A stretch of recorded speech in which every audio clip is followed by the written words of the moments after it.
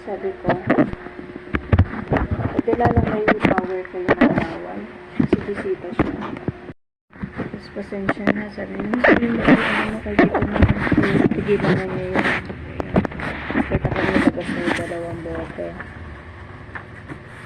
Tapos yun, sabi ko, madali naman ang kausap dito. Ayoko nang nasa bawal pag di makasunod. Kailangan malis.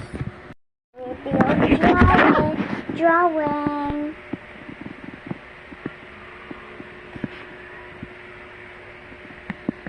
Here's the face.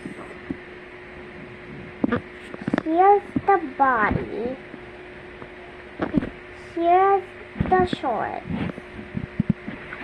Here's the feet. Here's the whole body.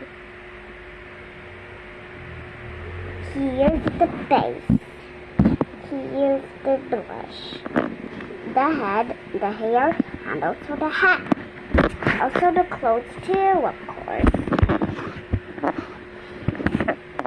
Do you like my drawing?